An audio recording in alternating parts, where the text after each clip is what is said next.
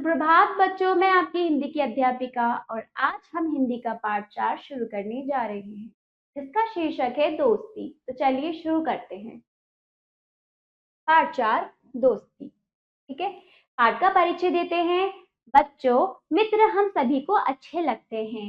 अच्छे मित्र हमारे जीवन को अच्छाइयों की ओर ले जाते हैं। मनुष्य की तरह ही पशु पक्षी भी आपस में मित्र होते हैं जो समय समय पर अपने मित्रों की सहायता करते हैं। प्रस्तुत पाठ भी ऐसे ही पशु पक्षी मित्रों की कहानी है। प्रस्तुत पाठ भी ऐसे ही पशु पक्षी मित्रों की कहानी है। तो मित्र यानी दोस्त, दोस्त के बारे में ये कहानी है। तो चलिए शुरू करते हैं। शहर से दूर जंगल में एक पेड़ पर गोरैया का जोड़ा रहता था, यानी चिड़िया का। ये रहा गोरैया, पैरो। ठीक है, उनके नाम थे चीकू और चिनमिन। चीकू और चिनमिन दोनों बहुत खुश रहते थे। सुबह सवेरे दोनों दाना चुगने के लिए निकल जाते और शाम होने पर अपने घोंसले में लौट आते। कुछ समय बाद चिनमिन ने अंडे दिए। क्या था, शहर में दूर दराज जंगल था। वहां पर एक पेड़ पर क्या रहते थे, गोरैया यानी स्पैरो के 2 जोड़े रहते थे जिसका एक नाम था चीकू और चिनमिन। दोनों बहुत क्या थे, खुश रहते थे साथ में। सुबह सवेरे वो दाना चुगने जाते, शाम को अपने घोंसले वापस आ जाते, वापस लौट जाते। ठीक है, कुछ समय बाद चिनमिन चिड़िया ने अंडे दिए। क्या दिए, अंडे। चीकू और चिनमिन की खुशी का ठिकाना नहीं रहा। दोनों ही बड़ी बेसब्री से अपने बच्चों का अंडे से बाहर निकलने का इंतजार करने लगे। अब चिनमिन अंडों को सेती थी और चीकू अकेला ही दाना चुगने के लिए जाता था। पहले क्या, दोनों ही जाते थे दाना चुगने। जब चिनमिन ने अंडे दिए तो चिनमिन क्या होती थी, अंडों का ख्याल रखती थी, उसको सेती थी, यानी उनको गर्माहट देती थी। ठीक है, अब अपने पंखों से उसको ढककर रखती थी, उस पे बैठी रहती थी। सेती यानी उनको गर्माहट देना, है ना। जो चिड़िया क्या उन पर बैठकर उन्हें सेती। फिर क्या, चीकू अब अकेले ही दाना लेने जाने लगा। ठीक है, चिड़िया के लिए और अपने लिए। एक दिन एक हाथी धूप से बचने के लिए पेड़ के नीचे आ बैठा। मदमस्त होकर वह अपनी सूंड से उस पेड़ को हिलाने लगा। ठीक है, हिलाने से पेड़ की वह डाली टूट गई जिस पर चीकू और चिनमिन का घोंसला था। फिर एक दिन क्या आया, एक हाथी आया धूप से बचने के लिए पेड़ की छांव में नीचे बैठने के लिए। लेकिन वो मदमस्त यानी वो अपनी मस्ती में ऐसा था कि उसने नहीं देखा कि कौन है क्या है। उस पेड़ की डाली को हिलाने लगा जिस पेड़ पर वो दोनों चिड़ियों ने घोंसला बनाया हुआ था, जिसमें अंडे थे। फिर क्या हुआ, वो डाली टूटी और वो घोंसला नीचे गिरा। ठीक, इस तरह घोंसले में रखे अंडे टूट गए।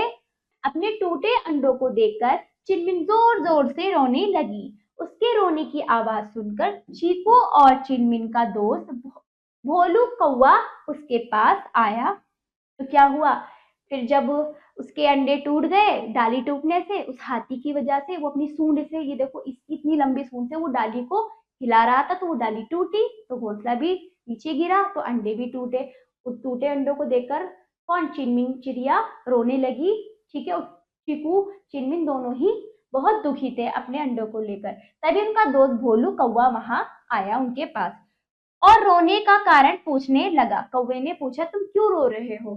चिनमिन से सारी बात सुनकर उसे बहुत दुख हुआ। किसे किसे दुख हुआ, भोलू कौवे को बहुत दुख हुआ कि तुम्हारे साथ बहुत बुरा हुआ। फिर दोनों को धीरज बंधाते हुए भोलू बोला, रोने से क्या फायदा, जो होना था तो हो चुका।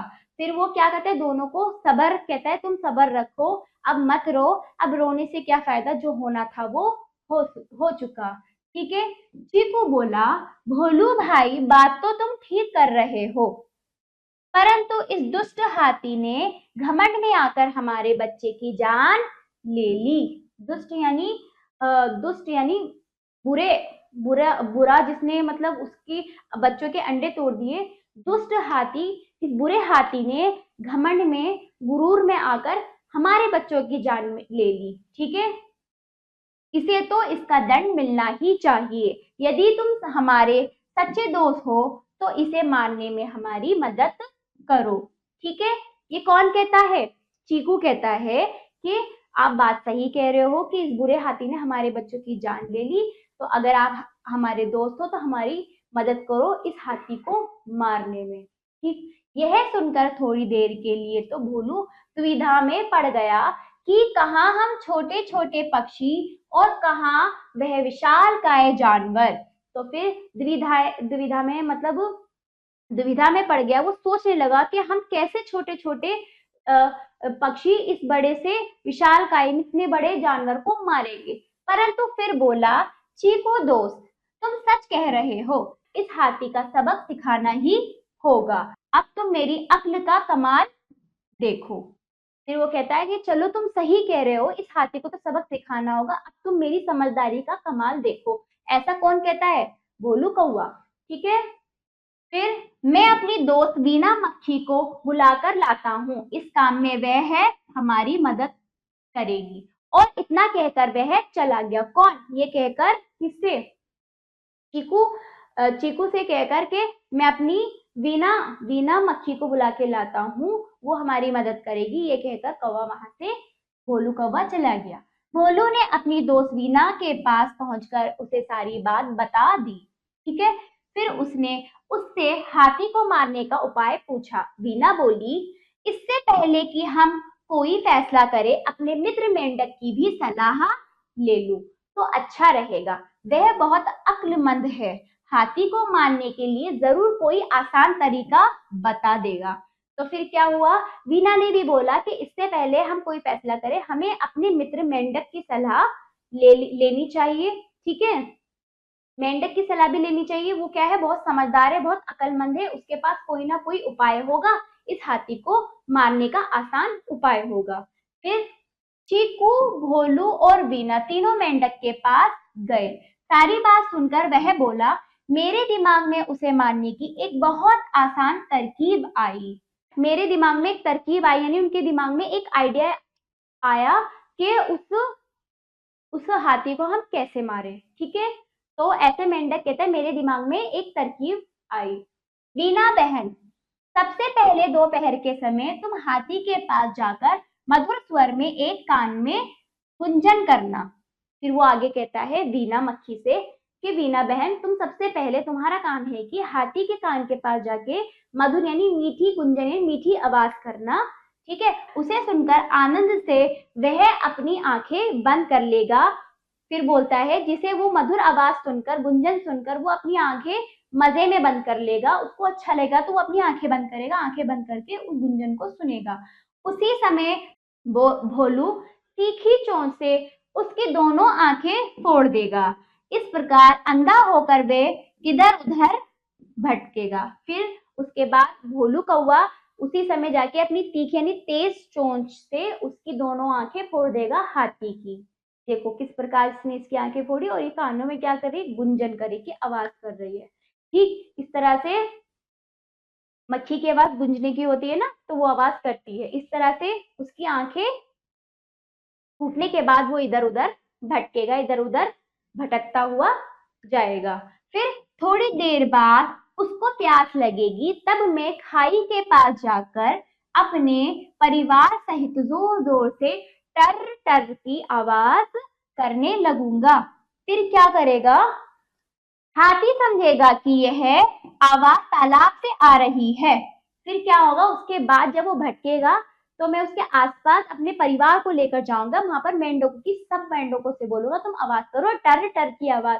तो हाथी को लगेगा, अब उसे दिखाई तो दे ही रहा है, तो वो क्या समझेगा कि यहाँ नदी है, पानी क्योंकि उसको क्या लगेगी? प्यास लगेगी। तो वो क्या जाएगा? मेंढक ज्यादातर नदी के पास होते हैं, तो वहां टर टर की आवाज सुनकर वो वहां आ जाएगा अपनी प्यास बुझाने। ठीक है, नदी या तालाब, नदी या तालाब के पास समझ के वहां चला जाएगा। वह आवाज की तरफ बढ़ते बढ़ते खाई के पास आएगा और उसमें जा गिरेगा और खाई में पड़ा पड़ा ही मर जाएगा। फिर क्या उसने ये क्या बजाय नदी के हम खाई के पास जाकर आवाज करेंगे, ताकि वो पानी समझ के तालाब में पानी पीने के लिए आए उस खाई को। फिर जब वो उस खाई के पास आएगा तो उस खाई में गिर जाएगा और फिर वहीं वहीं पड़ा पड़ा मर जाएगा। ऐसा मेंढक उन सबको ये तरकीब बताता है और मेघनाद की सलाह बहुत पसंद आई, ठीक है, यानी मेंढक की। जैसा उसने कहा था वीणा और भोलू ने वैसा ही किया। इस तरह छोटे छोटे जीवों ने मिलकर अपनी अकल समझदारी, अकल यानी दिमाग से, हाथी जैसे अपनी बुद्धि से, समझदारी से हाथी जैसे बड़े जीव को मार गिराया और फिर से प्यार से रहने लगे। इस तरह से उन्होंने अपनी बुद्धि का इस्तेमाल, बुद्धि का प्रयोग किया और इतने बड़े विशालकाय जानवर को मार दिया। ठीक है, इस तरह से इस पाठ में बताया गया है किसी भी समस्याओं को हम अपने दोस्तों के साथ मिलकर दूर कर सकते हैं, समाधान निकाल सकते हैं। ठीक है, अब आ जाइए शब्द पोटली। बेसब्री, उत्सुकता, फायदा, लाभ, घमंड, गर्व, तरीका, उपाय, डाली, शाखा, दुष्ट, बुरा व्यक्ति, विशालकाय, बड़ा शरीर, मधुर, मीठा। फिर पाठ का ज्ञान, आओ अभ्यास करें में आप बातों बातों में इन प्रश्नों का उत्तर वाचन कौशल यानी बोलकर देंगे। लिखिए क्या पढ़ा, लेखन कौशल यानी लिखकर देंगे। फिर आ जाइए सही उत्तर वाले बोले को रंगिए। गोरैया का क्या नाम था बताइए। चीकू और चिनमिन, जो दो गोरैया को जोड़ा था उनका नाम था चीकू और चिनमिन। दूसरा खा देखिए, चीकू अकेले कहाँ जाती थी। चीकू अकेले कहाँ जाती थी। चीकू गोरैया कहाँ जाती थी, काम पर दाना लाने। ठीक है, दाना लाने सही है। तीसरा देखिए, कौवे का नाम क्या था, बोलू। अब आ जाइए रिक्त स्थानों की पूर्ति कीजिए। तो पहला देखिए, हाथी डैश से बचने के लिए पेड़ के नीचे आ बैठा, किससे, धूप से। ठीक, हाँ देखिए, मैं अपनी दोस्त वीना डैश को बुलाकर लाता हूँ, किसको, मक्खी, वीना मक्खी। ठीक, फिर तीसरा देखिएगा, इस हाथी को डैश सिखाना ही होगा, क्या, सबक।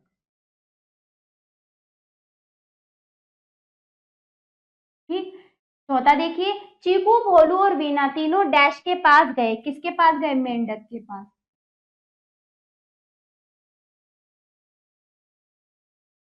ठीक, अब आ जाइए, ये भी समाप्त हुआ आपका। सही वाक्य के सामने सही तथा गलत वाक्य के सामने गलत का निशान लगाइए। का पहला देखिए, पेड़ पर गोरैया का जोड़ा रहता था, सही। दूसरा देखिए, खा, चिनमिन अंडे को सहती थी, सही। ठीक, तीसरा देखिए, बोलू कौवे ने चिनमिन के अंडे तोड़े थे, गलत। ठीक, चौथा, घ, हाथी को मारने का उपाय मेंढक ने दिया, सही। तो आपका ये अभ्यास यहीं पे समाप्त होता है। तो आपका ये पाठ पूरा हुआ। आशा करती हूँ बच्चों आपको ये पाठ समझ आया होगा और आप इसका अभ्यास कार्य अपनी अभ्यास पुस्तिका में जरूर कीजिएगा। और अब हम मिलते हैं अगले पाठ पर। धन्यवाद।